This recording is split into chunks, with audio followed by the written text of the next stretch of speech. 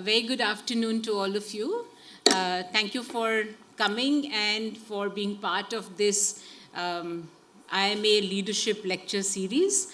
It is my pleasure to first introduce Mr. Ashank Desai, who some of you might be very happy to know is also an alum of IIMA 1979 batch. And he's the principal founder and former chairperson of Mastech Limited, and one of the founding members of NASSCOM. Some of you possibly know that Mastech started in 2002. It's an enterprise-level digital engineering cloud transformation company with operations in 40 countries. It is listed in the National Stock Exchange and the Bombay Stock Exchange, and it has won many awards for its work on digital transformation and being among the 200 most prestigious small and medium industries. Mr. Desai has also been actively involved in the social sector, having founded NGOs like Avanti Fellows and Pan IIT Alumni Research for India called PARFI. In fact, the reason why we're introducing him before we are introducing our speaker is because this lecture has been brought about by a center that Mr. Desai has established at IIMA. The center, which is known as the Ashank Desai Center for Leadership and Organizational Development, was set up in July 2021. The center strives to be the hub of knowledge and research on all issues related to leadership in all types of organizations.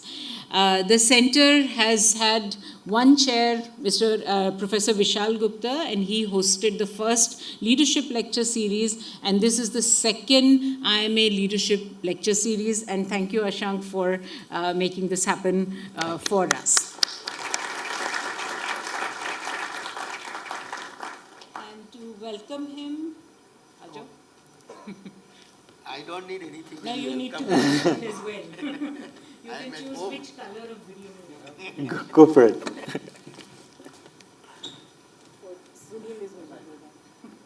Which color of video? This one. Sorry. Absolutely. So welcome and thank you.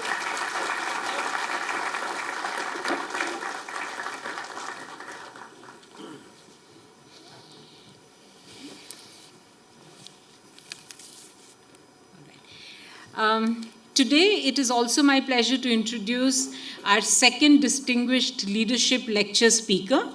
I guess by now everyone knows who he is, Aditya Ghosh, and we can give him a clap, and thank you for coming. I would actually be spending a lot of time if I read everything about him. Please don't. And I don't want to, because I think we want to hear more from him than about him. But very quickly, I will introduce him. He is a business leader and co-founder of Akasha Air. Formerly, he was the president and whole-time director of Indigo. So if you have had good experiences at Indigo, thanks to him. If you've not had good experiences, also thanks to him. But obviously we've had good experiences, and that's why we invited you. He was instrumental in turning the airline into the largest and the most profitable airline in India, and of course one of the fastest growing low-cost carriers in the world. It's an interesting fact that Aditya was not trained, he did not do his MBA first. He actually is a law graduate, and now he's an alum of Harvard Business School, but the time he started to manage Indigo, he was a lawyer. Absolutely. Yeah? And so that's something that's also interesting for us to look at. Aditya is a World Economic Forum Young Global Leader and has been recognized as among the Fortune 40, listed 40 under 40, 40 globally, and so on and so forth. The list is long, and we're very happy to have you among us. He's also, in his new avatar, and in addition to being the co-founder of Akasha, he's a key supporter of the startup world and has invested in consumer-facing businesses through his investment arm, homage ventures such as Blue Tokai, some of you must have had the coffee, Wholesome Foods, GenePath Diagnostics, Credit Enabled, Speakin, and so on and so forth. And only in our conversation now, we also figured that the Kamla restaurant, which a lot of students patronize, is headed by him. So if you like the food, you can thank him.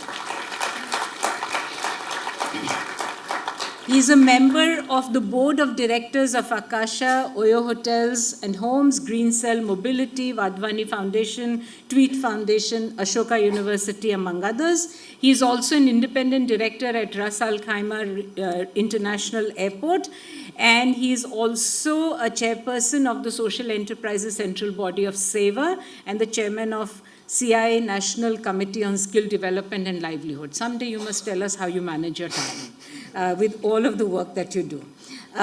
He's also a member of the Board of Advisors at the Center for Creative Leadership, and he also sits on the Board of Directors of Nani Palkiwala Arbitration Center. He is a father of 2 teenage sons and also a fitness enthusiast. You can see that. Somebody told me that he's the fittest CEO. I don't know, but that's what I read. And he has many other interests such as arts and what was the other one that I forgot? But that's one more of those.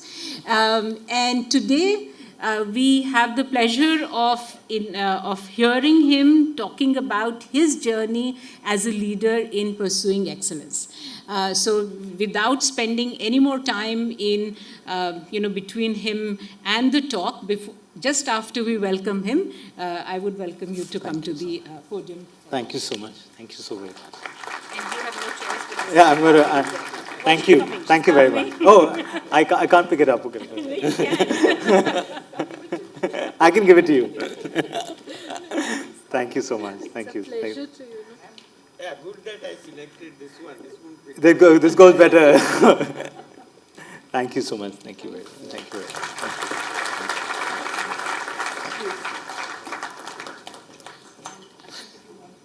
Yeah, I will. Just as you said, 2 teenagers, I remembered my son had sent me a message and I had not seen it, so I'm glad I replied. Hi, everybody. Good afternoon. Thank you for coming here. The reason I've called this session In Pursuit of Excellence is, excellence is not something that you define in a sort of a business case, or it's not in an annual budget, right? It's something which is kind of, it's what you imagine it to be. And pursuit, because it's a constantly moving goal and a target, right? It's not, like I said, it's not like an annual budget or a share price or something of that sort. So the last, almost 20 years has been that journey in pursuit of excellence in a bunch of things that I've been involved in. And that's what I thought I would share. But we'll try to go through this pretty quickly, and then we can talk about whatever you want to talk about. I can try to answer whatever that may be on your mind. Nothing is out of syllabus, so we'll try to keep this quick.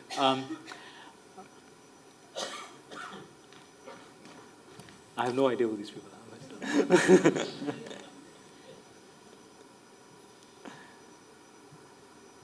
all right, awesome, perfect. Okay, so these are the headlines in 2008, right? I was just shy of 32 years old. I'd been a lawyer all my life. Actually, I did science in class 11 and 12. Thought I'll become a doctor, realized that to be a doctor, even if you sort of score a 6 on each ball, it's, you're going to be studying for at least 12 years after you graduate from school. I was like, I'm not going to study for 12 years. So I did not do that, and I decided that I'm going to go to college and study something that I enjoy studying. Like, I like it. So I ended up doing my first degree in history. Right? Didn't go to class much. I went to Delhi University. Delhi University is a fantastic place because You don't go to one college, but you kind of officially go to one college, but you're surrounded by so many different colleges. So you have friends from people who are doing Sanskrit or history or physics or political science or math or stats or whatever it is. And most of my time was spent in the auditorium, because just like this the college auditorium, and that side was the theater society called Players, from where is Amitabh Bachchan, Kulbhushan Kharbandaz, and Ravi Vaswani, and a whole bunch of people like that. On the left was the music society, Parikrama, Indian Ocean, all of that is happening there. And behind us was the debating society. I was the president of the debating society. So that's kind of how 3 years went by, right? And then, after I kind of passed out of college, I realized that now, my parents had already, my father had already retired, so now I've got to go find a way to get a job. So I would write CAT, like all good people. And then as I was preparing for the CAT, and I gave the CAT, and I realized that if I'm not from IIT, one of the IITs, and I won't get through IIM Ahmedabad, and once you've got through IIM Ahmedabad, you're not topping the class, you're not getting a McKinsey or a BCG or a Booz Allen job, right? So that aha moment kind of came, and I said, okay, if I'm interested in learning about businesses, or I'm interested in businesses, then let me take an easier route. So I decided to become a corporate lawyer, right? Getting into law school is one of the easiest things on the planet, really it is. So I got through law school, and so I became a corporate lawyer, and got involved in starting, one of the people who got involved in starting Indigo. I was 29 years old when we signed the 100 aircraft order. It was my signature on that 100 aircraft order. But then, I was on the board. I was helping the first CEO and the COO to build out the business. So I had a day job of being the general counsel of the group. And then at 5 o'clock, I would cross the road and go to the Indigo offices and sit with Bruce and Steve, and we would kind of, building the airline. And then 2008 happened. Fuel touched $146 a barrel. We had never made money. The world was falling apart. We had less than $10 million of cash left in our books. Bruce and Steve were going back to the US. This was a year and a half into the operations of the airline. And that's the context in which I was asked to come and run the airline, right?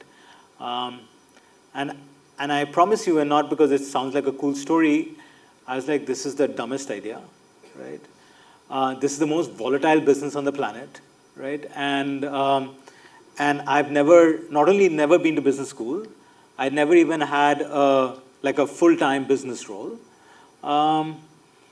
But after 2 months of back and forth with Mr. Rakesh Gangwal and Mr. Rahul Bhatia, Rakesh and Rahul, who were the founders of Indigo, I decided to give it a shot, right? And there are two things that I remember. So I said, okay, Rahul, let's do this. I'll do it till, this was about summer of 2008. I said, Rahul, I'll do it till March, and let's get a real CEO by then. So he said, okay, March when? I said, 2009. He said, no, do it till March 2010, give it a year and a half, and if it doesn't work out, you can come back to being the general counsel, right? But that was a huge, sort of very hard, complex decision for me to take, because I was like, if I'm going to fail at this, nobody's ever going to give me another managerial role. And I've also walked away from being a lawyer. Right? And I remember the evening of before I took on the role, I sent a SMS. In those days, there was no WhatsApp. I sent an SMS to Rahul saying, Rahul, I'll give it my best shot. And he immediately, within seconds, replied back saying, Aditya, that's all I'm looking for. Right? So the point I'm trying to make is that often you are thrust into areas of leadership. It may be you heading a cultural society in your college. It may be a project that you're working on. It may be somebody else fell ill and you've got to go and play drums because you were the backup drummer on the team. Or it might be an airline where you just needed someone to come and hold the ball. Two things that I learned from this was, one, that if you go out there and put your heart and soul into something, someone somewhere will notice you and give you an opportunity which is far above and beyond what you imagined it to be. Logically, there was no reason for Rakesh and Rahul to pick me to come and run the airline. Right? By which time it is already 1,100 people. We're flying into 9 destinations. We have about 15, 16 airplanes. Right?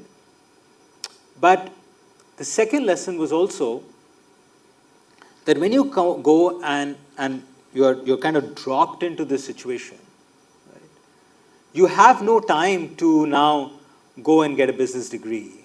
And you don't have time to go learn to be a pilot or become an aircraft engineer or know how to do network planning and so on and so forth. So you've got to gather your wits and try to learn from those who are around you. So the question that I'm often asked is, how do you make that transition? And there are two answers to that. One is that all businesses start from common sense, right?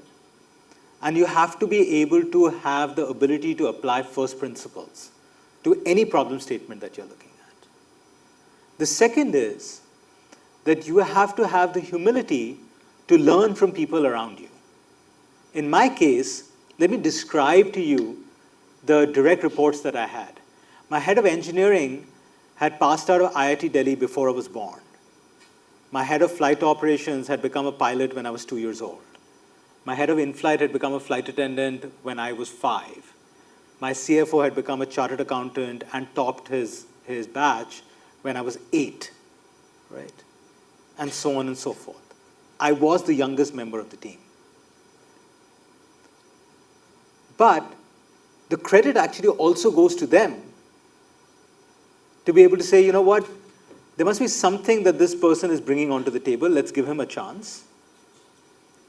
And at the same time, I had the humility to go and be ever curious, to go talk to people every day and learn how does that airplane fly and what do we need to do to make it a better airline? What can we learn from the rest of the world? I think it was Jack Welch. I'm not quite sure. I always say it's Jack Welch. I should go and check. Who said something like, if you see something great, shamelessly copy. Right? And the good thing is, whether it's the airline business or the hotels business or fabric or retail or any of the things that I'm involved in, I'm not splitting the atom. I'm in a business that has been around for a long period of time. So that then allows me the luxury to look around and learn from the world's best. Which, by the way, is often seen as a disadvantage, because the question that I often get asked is, why would you start another airline? There are so many. Actually, you would start an airline because there are so many. You can learn from everybody else's mistakes. So you don't have to each time look for that one ingenious idea which nobody's thought of. Actually, you might look at the same idea, but just approach it a little bit differently. So that was my unusual takeoff to the journey of the airline business. Now, in 2008, we were the tiniest airline. And the perception was that low cost is low quality. So many of the students may not remember, but some of the faculty members definitely will, that when people would land from a low-cost carrier, whether it was Air Deccan or SpiceJet or Indigo or anybody, or Go Air, just before exiting the terminal building, they would tear off the baggage tag.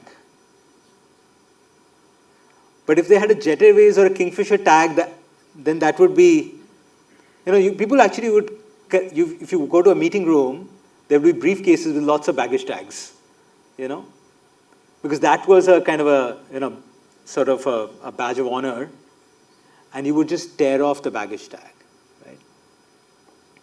Fast forward to today, when I think most people have an indigo cookie tin somewhere, and you'll proudly put their staples or binder clips or masalas or something in the kitchen. So how did that transition happen? Right?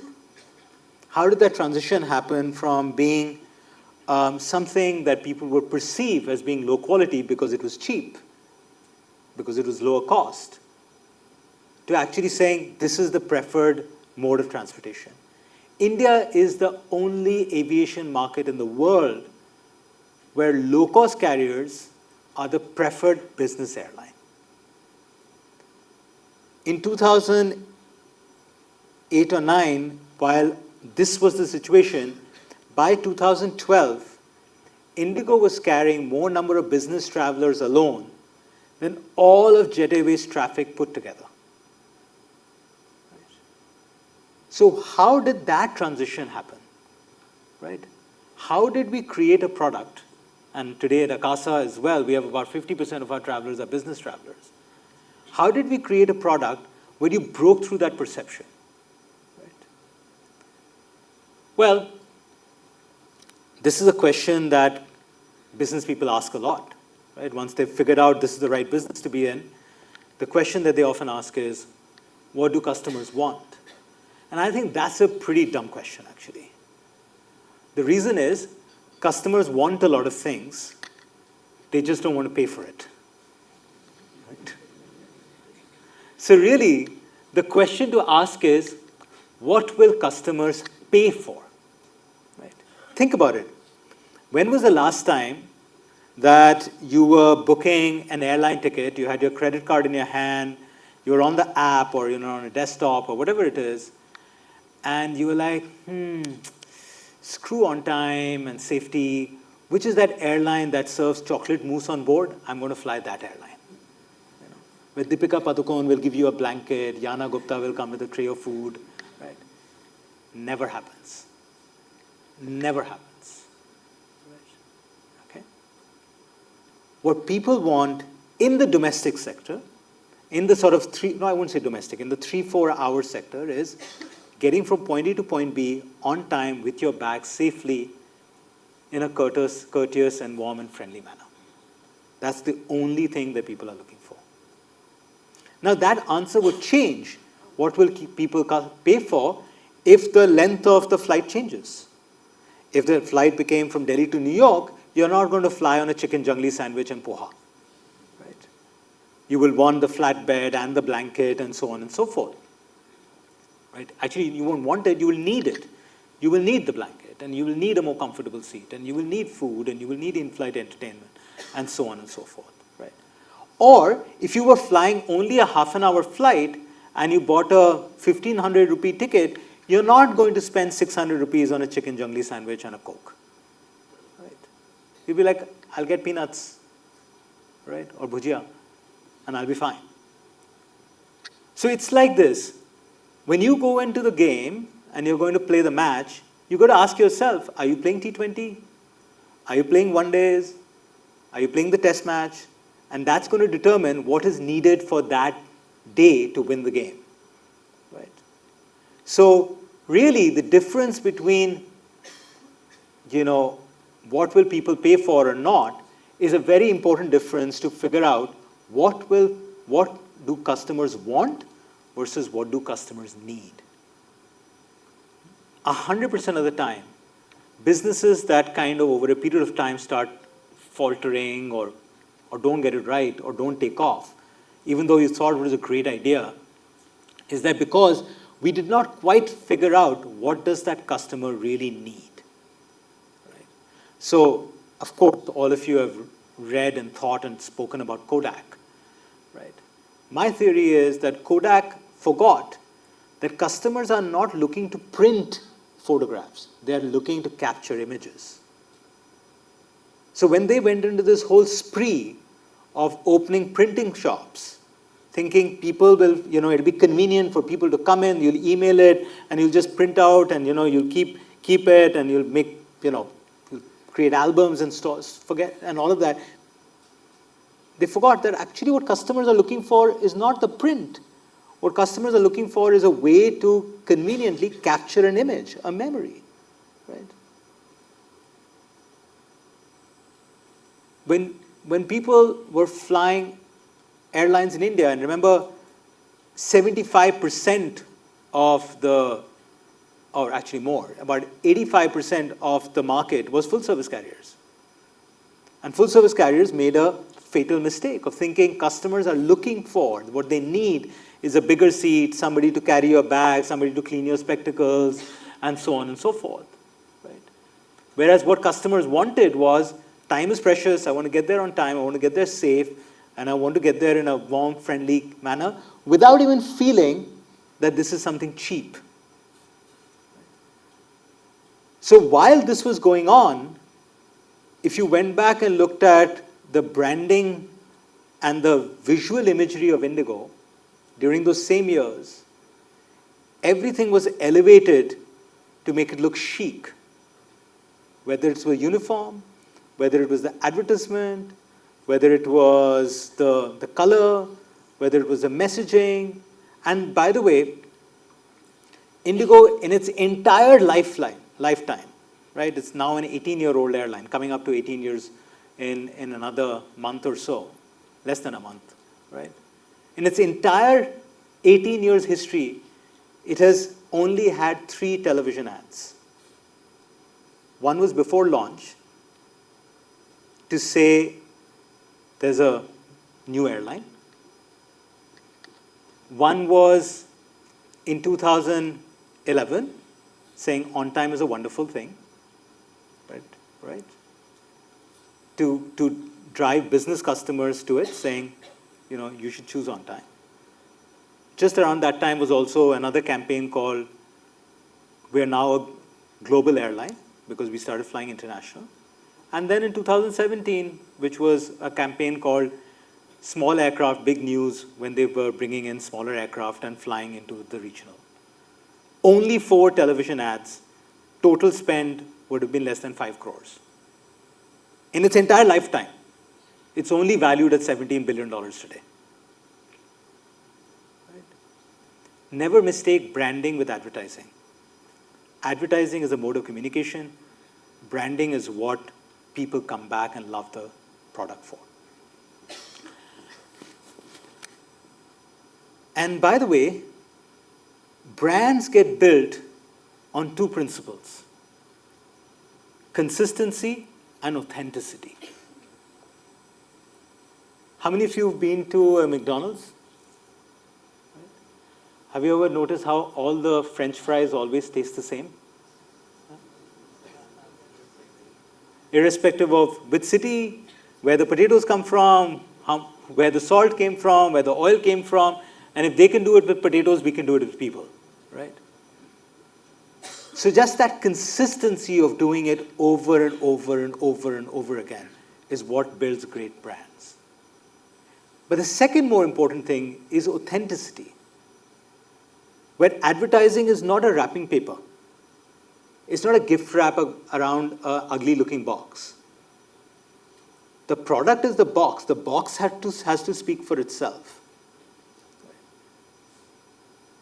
So this authenticity comes when the external brand values and the internal brand values become the same. When everything that you speak of in your advertising actually is internal to you. So we ordered the first 100 aircraft back in 2005. It was the world's largest aircraft order. In those days, $6.5 billion, right? We actually celebrated it on dosa, Rakesh, Rahul, and I. So that's the dosa. In 2011, we ordered another 180 aircraft, which was the single largest aircraft order in those times, $26 billion. We celebrated it over Haldiram Bhujia in Toulouse, right? And when we went to go meet the Prime Minister, I was driving, this is a WagonR, Rahul is sitting next to me, because we're a low-cost carrier. Today, Akasa is the world's fastest growing airline. It's the world's greenest airline. We don't do water cannon salutes, right? We've saved till now 500,000 liters of water by not just doing water cannon salutes. I don't know if you've seen the uniform that Akasa cabin attendants wear, right? The orange and the gray uniform is made out of recycled marine plastic waste. The sole on the shoes, we wear these white sole shoes, that's made out of recycled rubber. The reason why there is only one color of ink on all our food packaging is because that's the only color that is truly sustainable ink. Right? So it has to seep into everything that you do. Right? You cannot pretend to be something else because somewhere that brand is not going to be as authentic as you want it to be. At the same time, all those people who've gone to McDonald's ever asked for a pizza? Right?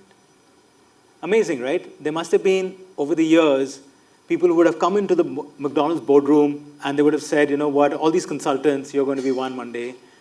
And you're going to come and say, you know, we've got this problem statement. All these customers walk in. Half the kids want pizza. Half the kids want burgers. The ones who want burgers, we keep them. The ones who want pizza, we lose them. We've found a solution. We've got great brand name. We've got a fantastic location. We've got good training. All we need to do is put a pizza oven and we'll get 100% of the market share. And what amazing discipline, right? That the boardroom turns around and says, great idea. That's for Pizza Hut. We'll take a vada pav and turn it into a $92 billion market cap business. So years ago, I was sitting with my friend Rajiv Bajaj, who runs the world's most profitable motorcycle business. He's an amazing, amazing person, phenomenally intelligent, witty, down-to-earth, humble. And he said to me once, you know, that in business, just as in life, it's often more important to know what not to do. So when you're building a business, because you have constraint of resources and technology and people and money, you've got to constantly think, what is it that you're going to chase and what are all the longer list of things that you're going to say no to? So if I was building an airline business, I would say no to frequent flyer miles. And I would say no to lounges. And I would say no to a separate check-in counter for business class passengers. I would say no to a red and a blue carpet. I would say no to someone carrying your bag. I would say no to someone cleaning your spectacles. I would say no to an oven because it carries extra weight. And so on and so forth. Right? And that laser-sharp focus is what creates success. Think about the game of cricket, right? Sachin Tendulkar bursts into the world of cricket in 1989, and he very soon becomes the world's best batsman. Years later, he retires 25 years later, not as the world's best captain, not as the world's best all-rounder, not as the world's best bowler. He just retires as the world's best captain. Right? And he figures out that this is my fortress, and I'm not going to let somebody else breach my fortress. I may do a few things, I may do 100 catches, and I may do 100 wickets, and so on and so forth, but this is my fortress. I'm not going to get distracted from that. And if that means that with 1 billion people watching, I have to call someone else who was in primary school while I was playing first-class cricket, and I call him captain, that's okay, because I've got to guard my fortress. And that's a game. How many times in our life do we accept the leadership of someone else? Because that person, younger, more junior, less qualified, with less experience, may be a better captain, maybe a better leader, as long as you are able to protect your fortress and win the game. Right? And while you are doing this other word, innovation, creeps into your mind. Right? Because you're thinking, hey, hold on. If I keep doing the same thing over and over again, how do I not fall apart? Because, like I said, the world has two graveyards right next to each other. One is a graveyard of people who did not change, and other is a graveyard of people who changed too fast or offered too much and customers did not pay for it. Right? So as leaders, we have to walk that fine line, right? To know when to change, how much to change. So I have a little cheat code for it. My cheat code is that change just enough and just in time to stay relevant, and that word should be underlined a few times, to stay relevant in the life of the consumer. So you've got to constantly start every conversation in your company with that customer and say, you know what, what's happening in the customer's life? How is the customer's life changing? How do I not become irrelevant for my customer? And how do I change just enough and just in time to stay relevant in the life of the consumer? Remember I told you about the whole 2008 global financial crisis, right? So by 2009-10, people are again now coming back and beginning to travel again. Just like the pandemic, people have stopped traveling, and then people have said, you know what, we can't grow a business without traveling. So now travel is going up. But the problem was that the CFO is saying, I can't afford budget. So now what the CFO does is there are lots of these low-cost carriers, you go fly them. And there is tremendous amount of resistance from people because business travelers are used to frequent flyer points, business travelers are used to, you know, the food being given and the separate check-in counter and so on and so forth. So what we did is we said, you know what do we need to change just enough without walking away from the model of being a low-cost carrier, right? And what do we have to do so that we stay relevant in the life of the consumer? So we did a very simple thing. We said, okay, let's think of the few things that people complain about. And we said, okay, if you're a corporate traveler, you don't have to pay for the food separately, we'll throw it in. So that you don't have to take a voucher, go get a reimbursement, and so on and so forth. You're a corporate traveler, your meeting does not finish on time, you don't have to go pay for cancellation charges and change fee. You can change your flight as many number of times if you're a corporate traveler. People said, you know, I can't do with just 7 kgs of cabin baggage allowance, my laptop itself is like 4 kilos. So we said, okay, if you're a corporate traveler, we'll give you 12 kilos of cabin baggage allowance, right? People said, but you know, Jet Airways has 10 flights and you guys have only 3. We said, okay, we will shrink the number of airports we are flying to, but we'll increase depth of service so that you can go as many number of times. Right? We said, we don't have time to wait. You know, I'm very important. I'm a serious business traveler. And we said, okay, if you're a corporate customer, before you get to the baggage belt, your bags will come out first. We didn't have to add business class. We didn't have to add red and blue carpets. We didn't have to have a separate check-in counter.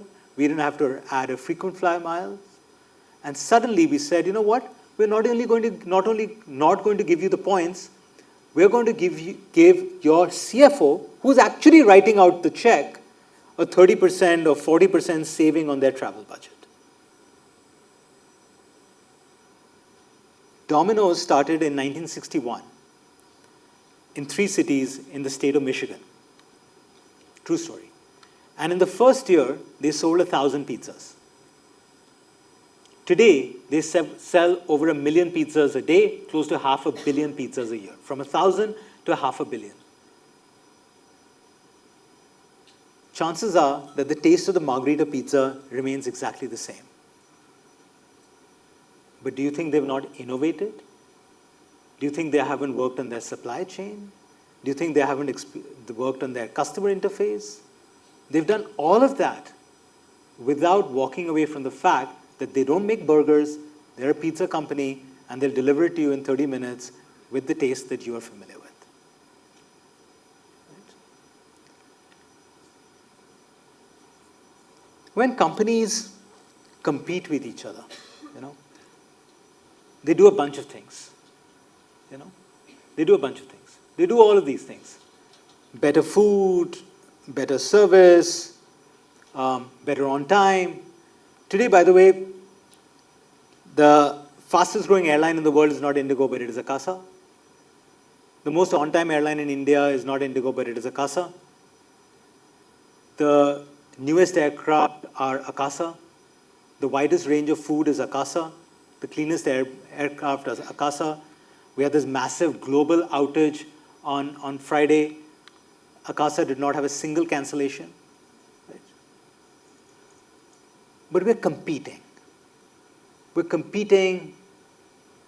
Problem with competition is that it's like a rat race. Problem with the rat race is if you win the rat race, you still remain a rat. Structural advantages are what take you from a rat to a cat. Okay? How do you become a cat? By creating an advantage that someone else cannot copy straight away.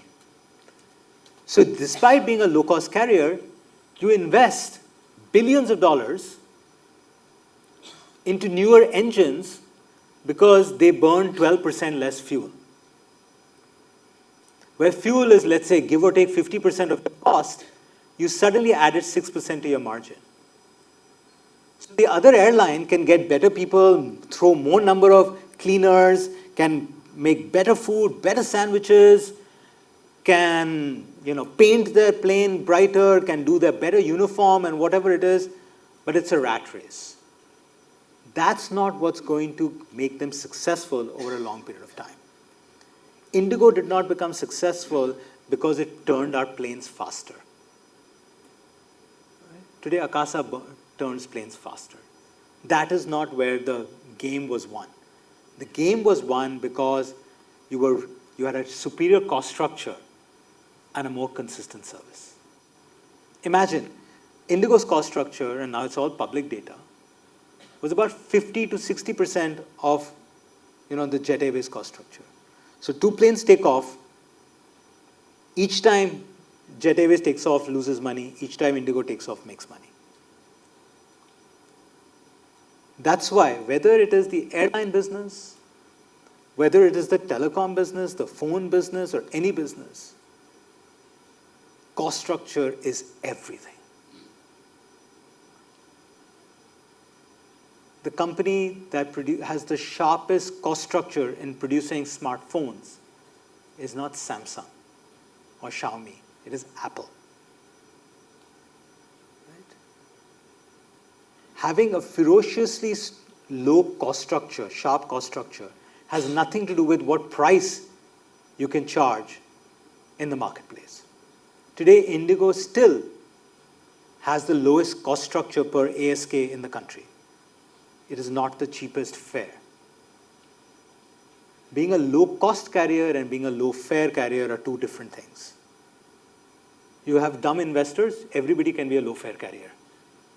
It's also a fast way to being bankrupt, but that's a different thing. Right? So cost structure is everything. And that's what creates that competitive advantage. Having said that, everything that I've said so far, you can read in the book Nuts, read in a few case studies. But strategy is eaten for breakfast, lunch, and dinner every day.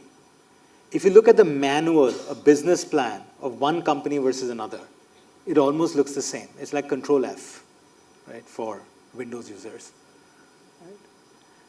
Right? But the reality and the manual comes closer and closer together when cultures kind of live this on a day-to-day basis. That's the real test of whether the internal and external brand values are coming really together or not. And for me, I've always seen culture is like a set of acceptable behaviors, right? And there's no right or wrong to it. It is just the way it is. It is what happens in that organization. It's a bit like, if you grew up in India, and irrespective of which region you grew up in or what religion you follow, chances are that, you're going past some, place of worship, you'll kind of bob your head, right? Exams are coming up, you'll remember God, right?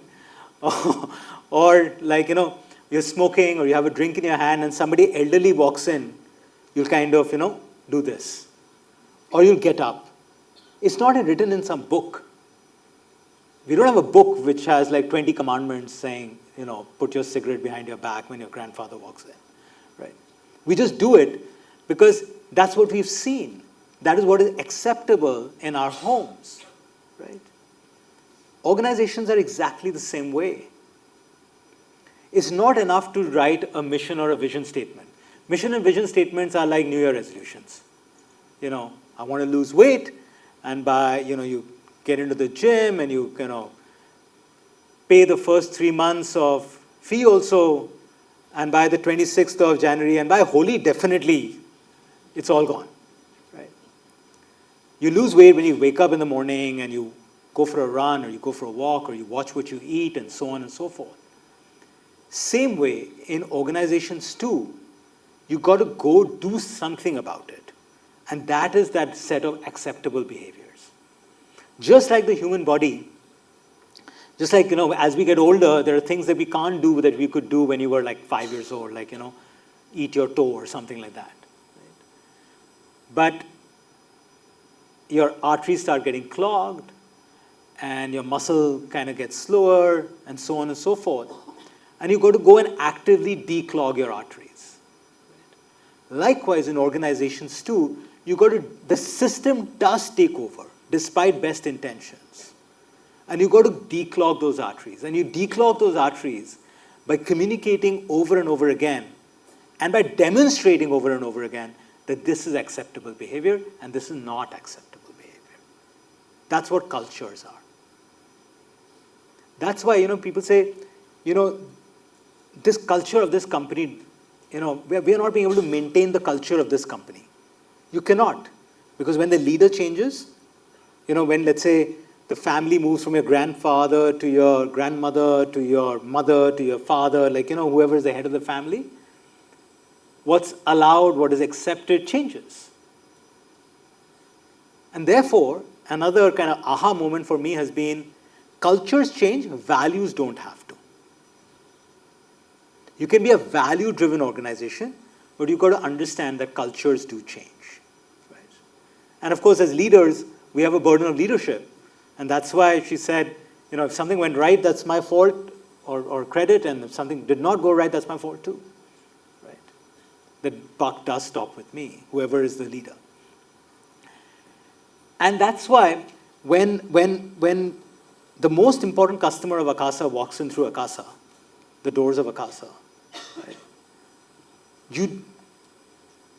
The senior most person that they ever see is not the CEO, is not the founder, not an investor, but is the flight attendant or a pilot saying goodbye. That's the senior most person you will ever meet. And by the way, just in case you've forgotten, there are no cameras on board. Nobody's watching. So that level of consistent service happens because each one of these people feel like they are representing them. Let me give you an old Indigo story of mine. So I was traveling somewhere. It was a Monday, and this captain that I was speaking to, he said, "So did you hear about so and so?" I said, "What?" He said, you should find out. You'll like it." I said, "Okay." So I tried to find out what he was talking about, and there was this flight attendant. So this happened on a Friday. This was on Monday.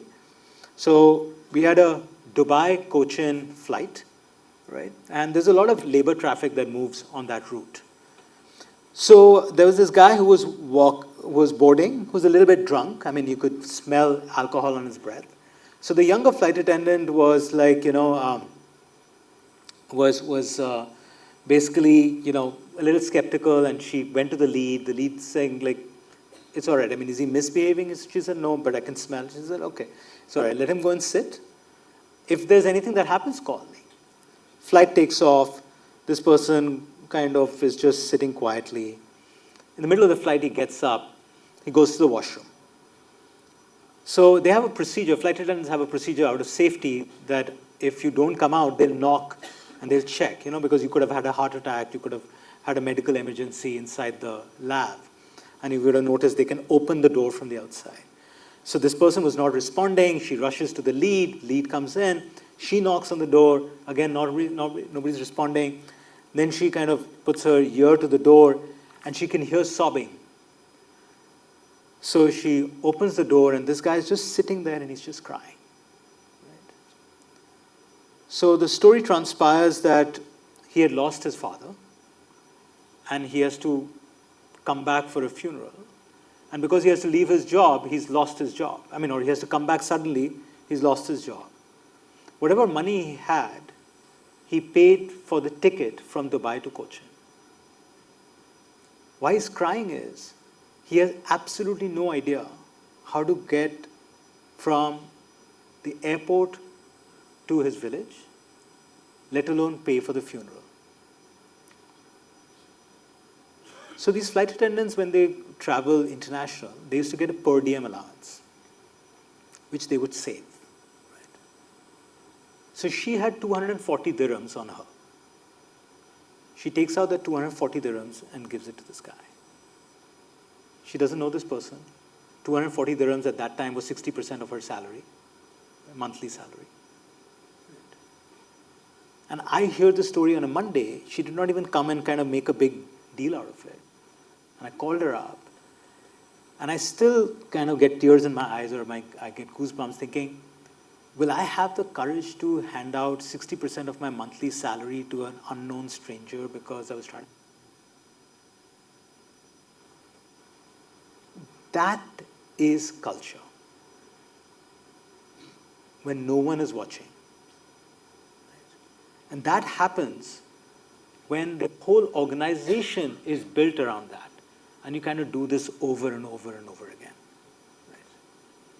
And I have kind of literally hundreds, without exaggeration, hundreds of stories over the last 20 years where people have done just incredible things, unimaginable things, acts of kindness, just because it came from who they are. People ask me all the time, where do I get my inspiration from? Who inspires me? In most places that I worked in, almost every place that I worked in, there's been a security guard. Right? And at Indigo or at Akasa, we don't have any receptionists.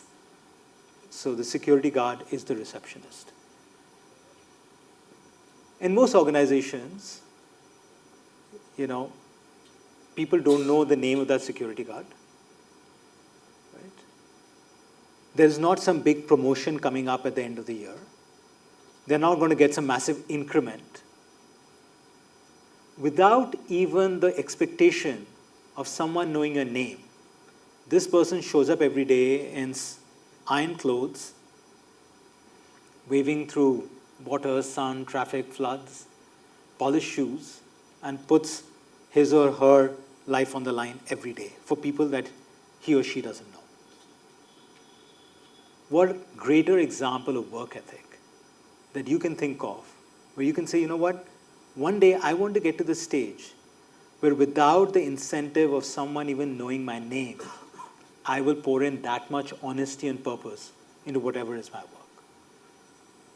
Inspiration is all around us. We just have to have the eyes to see and observe, and the ears to listen, not just hear. So, same way, when I look at a brand new aircraft on the tarmac, right? This is a $100 million aircraft, sticker price, maybe $110 million aircraft.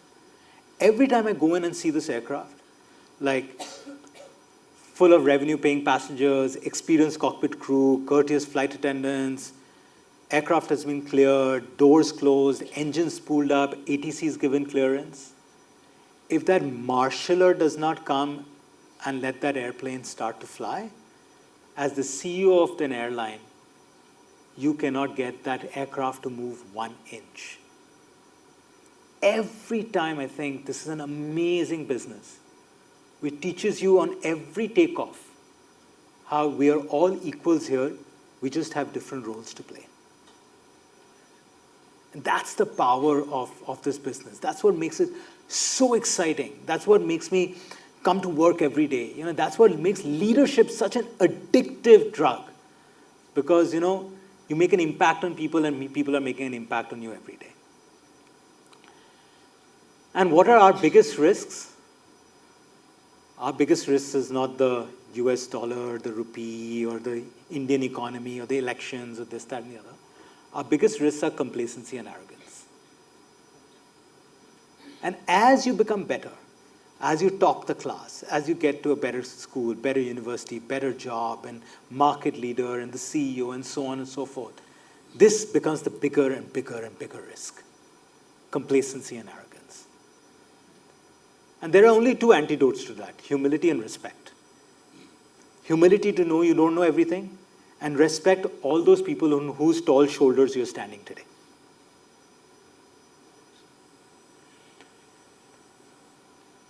And you can put that into reality. So, Akasa started in August of 2022. No coincidence that Indigo started in August of 2006. But 5 months into the organization, while it's running, we said, you know what, let's step back. Let's make sure we don't get complacent, we don't get arrogant. We're getting all this customer love. And we ran a program, and we looked at our whole process, customer journey. And this is now a fairly mature business. We've got a market leader who's really one of the world's best. So, we've got a very experienced team.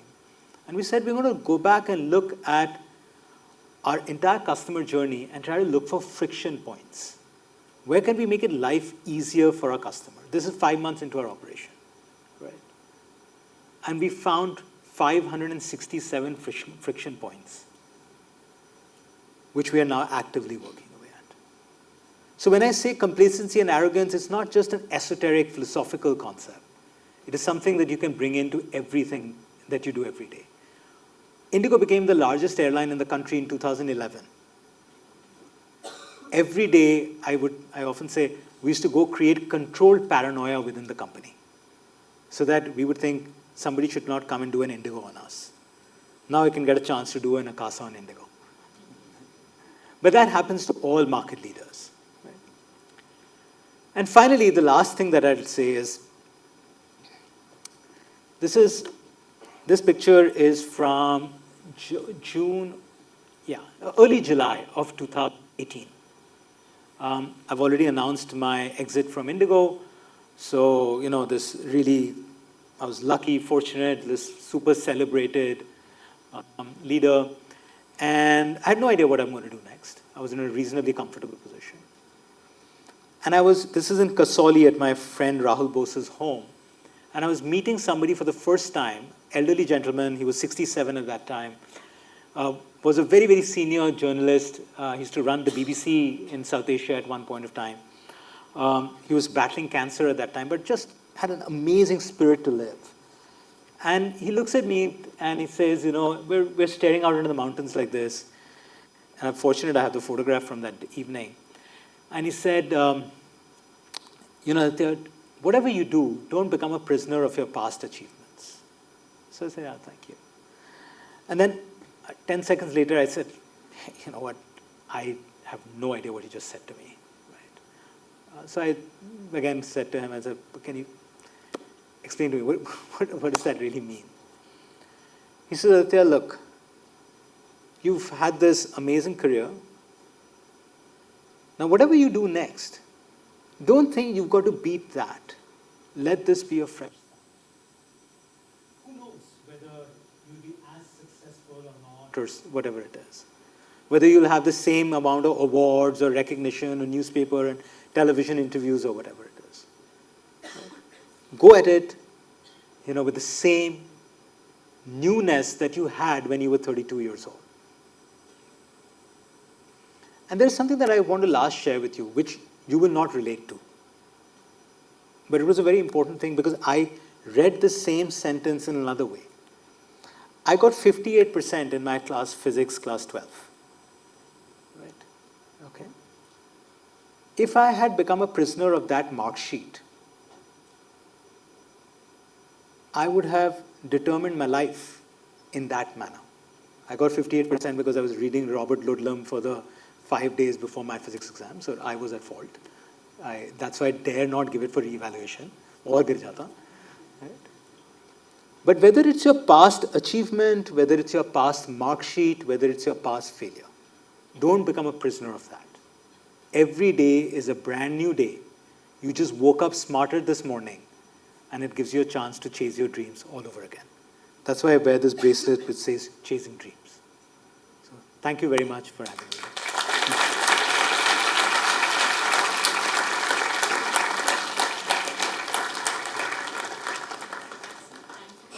Yes, absolutely. I think there are mics floating around. If you have questions, you can ask. We can talk about something I talked about. We can talk about things that I did not talk about. Anything that's on your mind.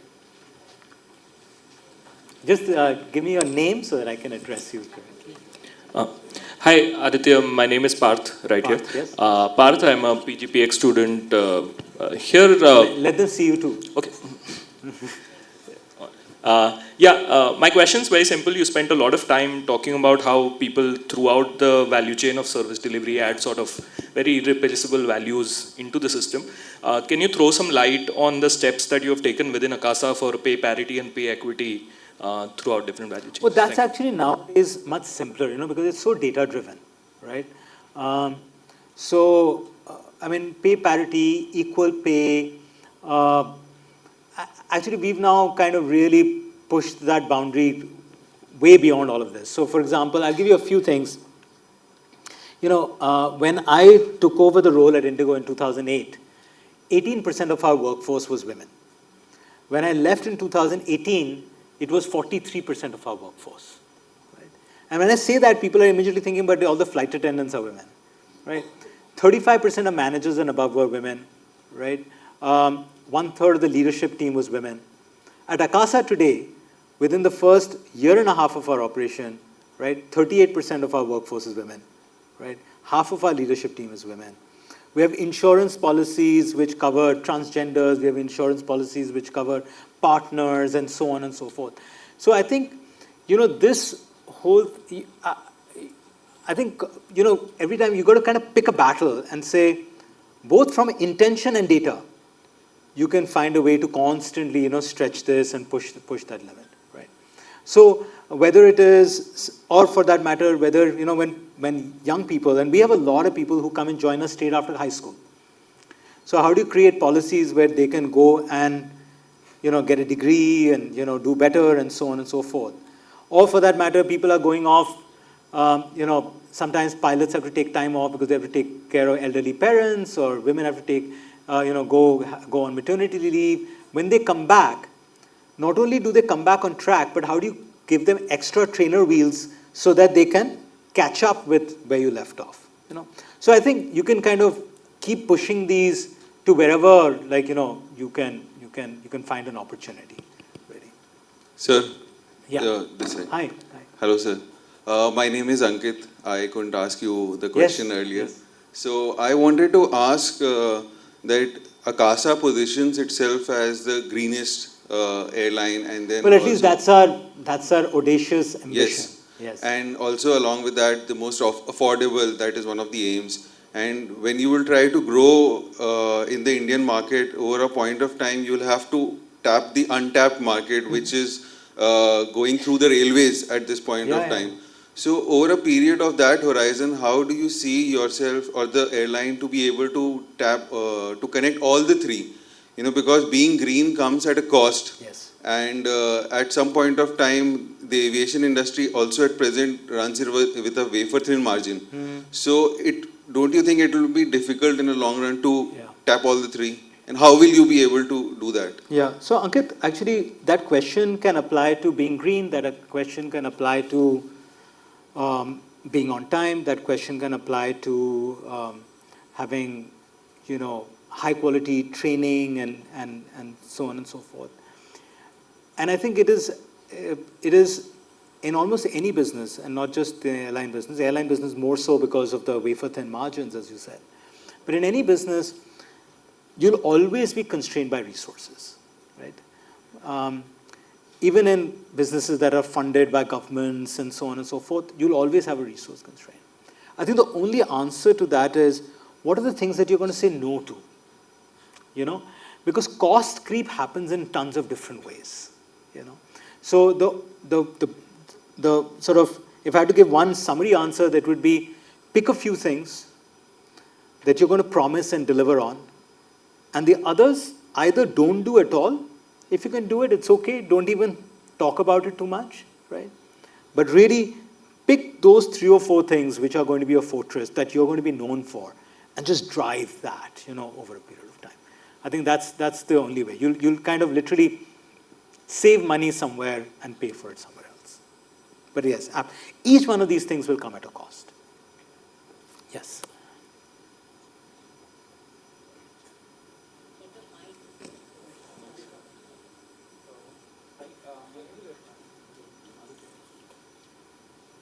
Hi, my name is Archisman. So I wanted to ask you a question with regards to your tenure at Indigo.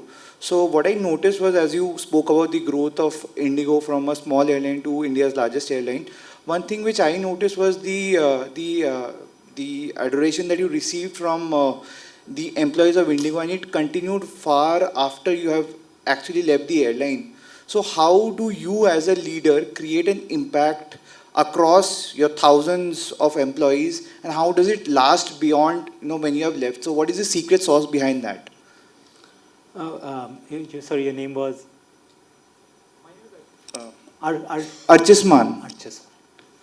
So Archisman, first of all, I must say that, look, I am like deeply, deeply grateful to the thousands of people who made me look good, you know, because especially in our business, right? Like I said, if anyone of you has had a good experience in a hotel or in a restaurant or in a, you know, in an airline, you hardly ever interact with whoever is the chairman, owner, CEO, whatever it is. So I think, like in customer experience businesses, customer facing businesses, I have to start off by saying that, and I truly, truly mean it. But you're right, and like, look, you know, if there was one thing that I kind of, I don't know if I shouldn't say I'm arrogant, but I'm vain about, is really that love and affection that I get from people. Every day, without fail, like literally every day. It's been now more than 6 years that I left Indigo. I would have got a message, including this morning, from somebody. Like, it sounds funny, but it's not. But I got a message day before yesterday. I got a call first at 9:30 at night. So I picked up the phone, and this was, today is Monday, right? I'm getting confused. Is it Monday? Yeah, no, it was a Saturday night, right? Somebody called me, and I picked up the phone. And she's like, XYZ, she's like, so I'm Captain so-and-so. I fly with Indigo, and there's something that can I meet you for 10 minutes? So I said, can you send me a message? I'm at 9:40 at night. So the next, then little bit later, I saw a message saying that there's a matter of grave concern, and can I meet you for even if for 10 minutes? So I saw that message only at 11 o'clock at night, so I wrote back saying, hi, can you tell me what do we want to talk about? Next day, she messaged me, it's just me, something that has happened to her in training, like, and so I was like, you know, it's kind of amusing. I wanted to write back saying, I'm not in that airline for the last 6.5 years, so you should talk to whoever is there now. But at the other time, the other end of the coin, I felt like so grateful that here is a kid who, I mean, she's of course a senior captain now. She must have been a kid when I was, running the airline. But I think, look, there's no, the secret sauce, I don't know, is just the same that, you know, you have to kind of be really involved with people. It's the same way that, you know, many of you would have leaders in your life. When you kind of think about your school, your home, your college, there'll be some teacher who you would remember, you know. And they had a certain job description. Their job description was to teach you physics or football or English or drama or whatever it is. But the role that they played in your life was far above and beyond that job description. I think when people start working in companies, they kind of limit their canvas to what their job description is. I think the job description is what gives you stability, it gives you a sort of a center of gravity. What you stretch yourself out to be. how colorful your canvas can be is really up to you. And I think I really enjoy it. That's why I come to work. That's the most fun part of my life, So and it just makes the rest of it so much easier. There's another little factoid. From 2008 to 2016, I interviewed each and every human being who ever joined Indigo. Right? And from 2016 to 2018, I interviewed everybody who was manager and above. So likelihood that these people I would have done their final round of interview, whether you were joining in Dibrugarh or whether you were joining in Port Blair, whether you were a cleaner or whether you were a pilot, I would have interviewed you. So, every one of us has some gift of God, which there are lots of things that I don't do well. I don't even know how to open an Excel sheet virtually, right? But I can remember human beings. I can remember names. So I remember that just before I came here, the first person who I met his name was Manish, for example. He was in the army. So so things I will remember this for the rest of my life. Hi Aditya, my name is Abhijit. I'll talk to him and then I'll come to you, sir. Yeah. So I'm from the PGPX Yes. batch, and great talk, by the way. I think one of the first, if I may say so, the first case that we actually had, in our operations class was about Southwest. Yeah, phenomenal. And by the way, Mr. Gangwal, who was my boss and one of the people, he's just joined the Southwest Airlines board. Oh, wow. So I think it's a big deal for us as Indians as well. So a lot of the things that you said, took us back to that case. Yeah, the true story is, somebody gave me the book Nuts. And I started reading it. And after the first 40, 50 pages, I shut the book. I've never read the book entirely. Because I was like, I'll get so influenced. Because Herb Keller was just such a legend, right? So I've only read the first 30, 40 pages of that book, which of course the truncated version is the case study. So, and just kudos to you for, what you've achieved with Indigo and now what you're trying to achieve with Akasa and what you've accomplished so far. My question is, after you've kind of, had your journey with Indigo, you've accomplished so much, you've exited, on a hiatus. What made you get back into this industry and say that, okay, although I'm going to kind of risk everything that I've accomplished, and because take this on time this around challenge. the pressure is much more, right? Exactly, you had a lot more to lose. Yeah, of course. Right? So what made you kind of? That's a simpler answer, and that's a very business school answer, but it's true. See, any business when you're starting up, right? The ideal scenario is a lot of demand, very little supply. That's like the ideal situation, right? And the airline business is like that in India. In 2005, there were about 110 airplanes in India. At that time, there were 4,700 commercial airplanes in the United States. Southwest Airlines alone in those days had 635 airplanes. 19 years later, India has about 500 airplanes. Southwest Airlines alone has over 1,000 airplanes, and it is definitely not the largest airline in the world or in the US. So the demand-supply gap, the very low aircraft penetration, is a massive opportunity for us to exploit. Right? And on top of that, there are some structural disadvantages to the airline business in India today. Very high fuel prices, very low fares. Right? So now that, over a period of time, will start correcting. So when you're building a business like that, there is so much juice left. There is low supply, under-penetrated market. People have this has now become like a habit-forming sort of thing. And you've got, the advantage of these structures as tax structures start coming down, fuel prices become, and we have newer aircraft, everything kind of then looks good. And with the consolidation that has happened, it's now really a three-player market. There is the Air India group, there is Indigo, and there is us. And there are no aircrafts to buy, to sell, for the next 7-8 years. So therefore, it just is a natural moat for you to grow in. So that's the reason. Was there any personal kind of vendetta that you had?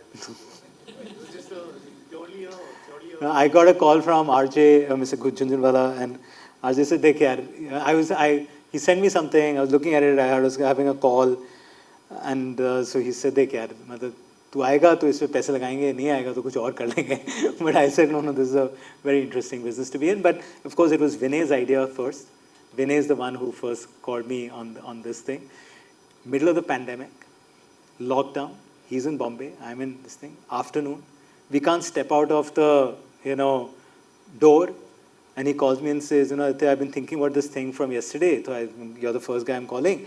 I think we should start an airline. I say, yeah, we should. Welcome. I think my name is Inder Modi. Sir. Couple of things that he mentioned.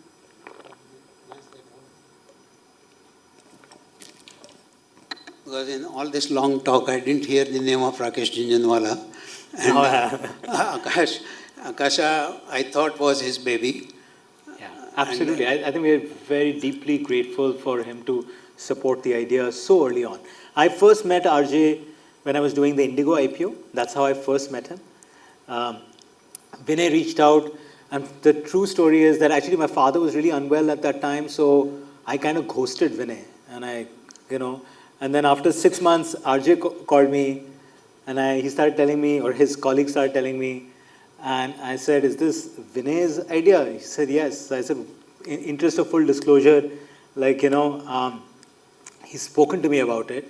So that's when he said this to me. So, and then we kind of came together. And unfortunately, he didn't last long. Yeah, he literally flew on the first inaugural flight from Bombay to Ahmedabad. Right. He had lunch here, Yes. flew back to Bombay, Yeah. and he passed away 1 week later. One week later.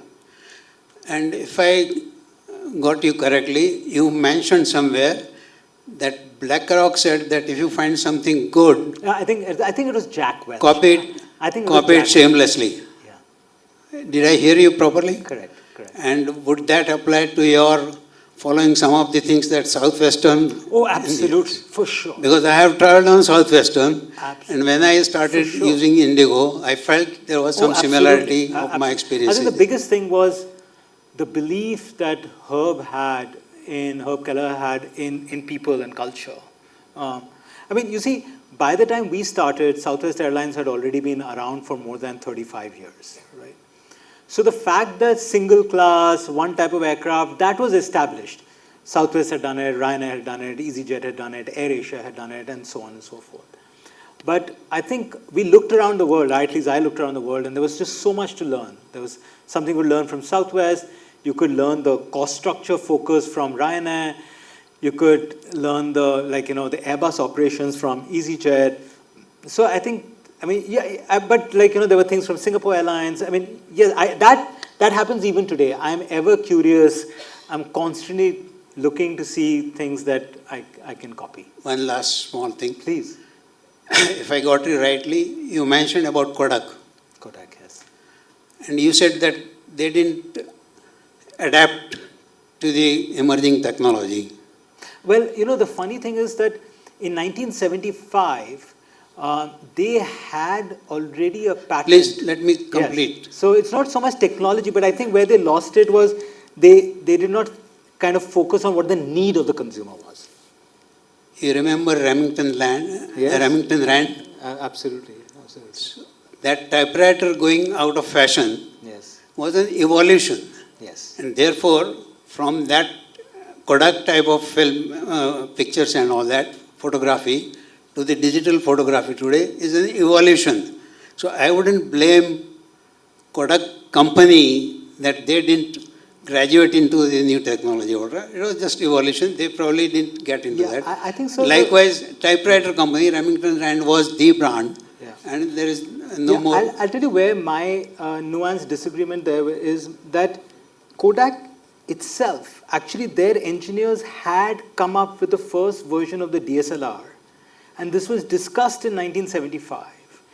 On 3 occasions, they had the ability to take it to market. And they said, why would we create something that's going to kill our own business?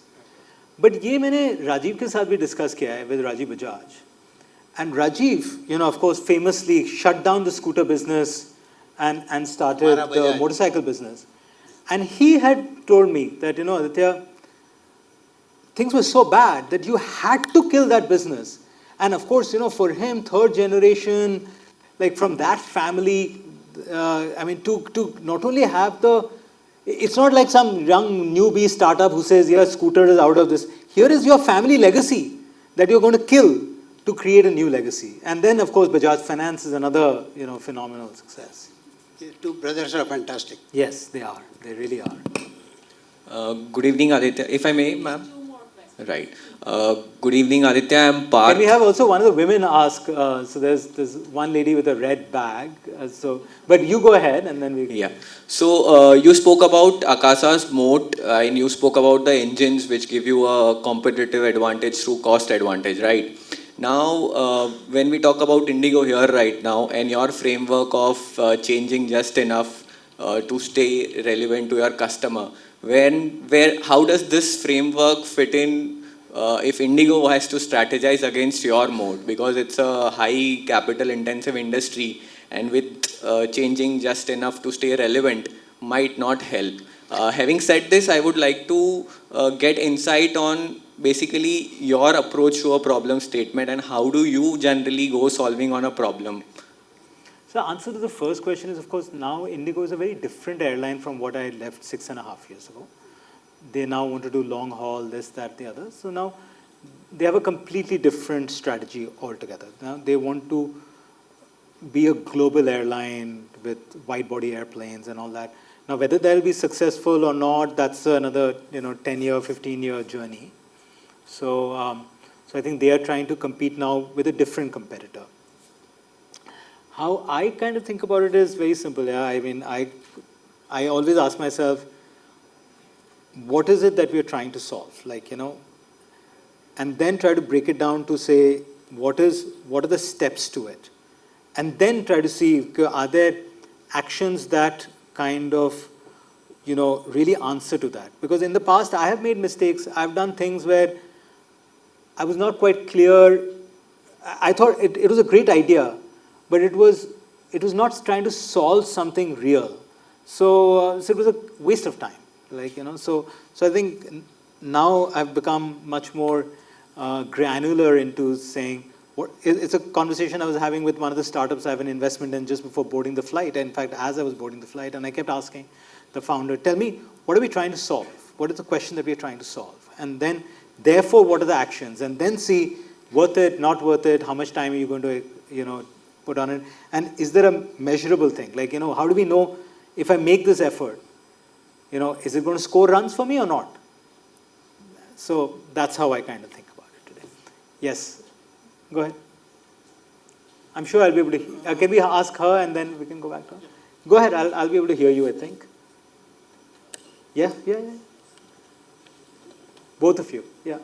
You can, but the lady with the red bag can also stand up, but yeah, go for it. Yeah, the one with the mic, go ahead. Hello, my name is Pooja. I am Gujarat University, Children. I am studying IIMA. My question is, what can you suggest today's leaders to be effective in their leadership journey? All of the stuff I, of course, talked about. but if there were one or two things, I would say, stay customer focused, spend time in listening, to walk the world in their shoes. Okay, empathy, walking in their shoes. And the third is to kind of try to think, whatever business you're in, is it really solving something that is a hard problem to solve? Right? So then I think those three things would be like, like Thank a you. Cheat sheet. Yes.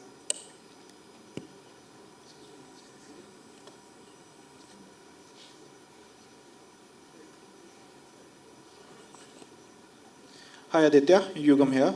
So on lines of learning from Southwest, one of their key is to have unassigned seats. So do you see in Indian Airlines in next few years coming of any such concept of unassigned seats? They used to. They don't. They have assigned seating now. Yeah. Air Deccan started off with free seating, but then when you're free, anybody grew up in Delhi by any chance?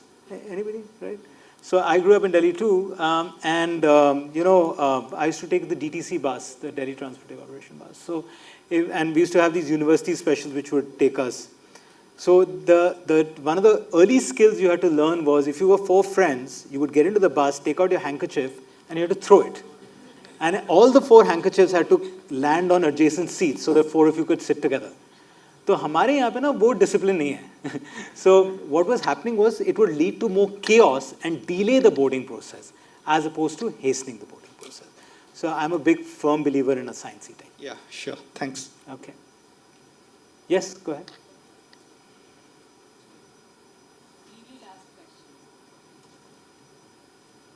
Maybe both of you can ask together and then I can answer it together. Yeah. Hello sir, my name is Aishwarya Suthar. So I read an article from the Hindu that was saying that how Indigo is killing the competition in the airline market. It was saying that with an example, like if Akasa has a flight from Ahmedabad to Bangalore at 9 p.m. So what Indigo will do, they will give 2 flights at lower cost. One is at 8 p.m. and second will be at 10 p.m. to kill the competition.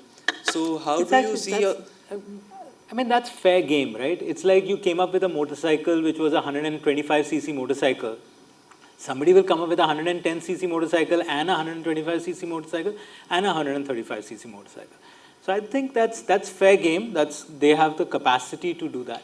And it's for airlines like Akasa, a newbie like Akasa, to say, can I, with better service, better on time. So today, why would people fly Akasa? Because suddenly in the last 1 year, they're like, okay, if I have to actually fly on time, I'll have to fly Akasa because we are by far the most on-time airline in India, right? So you'll have to spend the time to pull the customer away rather than complain ki, but every airline does that. We, in Indigo, many years ago in 2012, we had a Delhi-Singapore flight, Bombay-Singapore flight. We had an afternoon flight. Economy fare was 26,000 rupees. We dropped it to 18. Singapore Airlines dropped their fares to 18,000 rupees right next to us. Who would fly Indigo if you can fly a full-service carrier like Singapore Airlines? So that is, par for the course, as they say. And there was another question that if we see like competition in phone market, like Xiaomi came in India in 2013, and their main goal was to give at cost. Like you said, everything is on the cost, right? That what customers wanted at cost. Cost and price is different.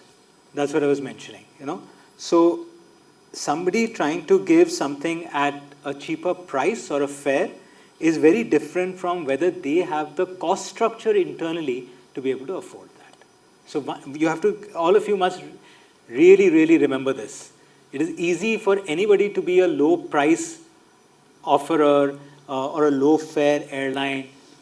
Really, internally, whether you have the cost structure to be able to sustain that price strategy is what you have to focus on. Thank you, sir. Welcome. Thank you, sir. I request Professor Niharika Vora to please present Mr. Aditya Ghosh with the memento. Oh, thank you. Yes, thank you. Thank you so much. Thank you so very much. Thank you. I hope it worked. Thank you. So on behalf of the Ashang Desai Center for Leadership and Organizational Development, I, Shubhangi Chaudhary, would like to extend my deepest gratitude to our esteemed guest speaker, Mr. Aditya Ghosh. Yeah, Thank you, sir, for enlightening us, all of us, so pragmatically. Sorry, I'm listening to you. No. I can repeat it. Thank you for enlightening us so pragmatically, sir. We shall surely remember of how not to be prisoners of our own past achievements and stay authentic and relevant just in time. I express my heartfelt gratefulness to Mr. Ashang Desai, who's present in the audience, for making time to attend this leadership lecture series in person. Your presence is always encouraging, sir. And let me take a moment to thank Professor Niharika Vora, our chairperson of our center, and support for her guidance and support in making this event a success. Your leadership and vision have been the backbone of the center throughout. a huge shout out to everyone in this auditorium for being such a wonderful and participative audience. Finally, this event would have not seen the light without led by Mr. Piyush Sharma, our former VP of the center, and the unwavering active contribution and hard work of the ADCLOD team, Prakash, Suganya ma'am, Sindhu ma'am, and Sonali. And this event won't be, it would be incomplete without mentioning the support of HK office, AV office, communication and designing team, the food and beverages team, security, and all the other departments. We really look forward to seeing all of you in the center's future events, and I request you to proceed for the high tea. Thank you.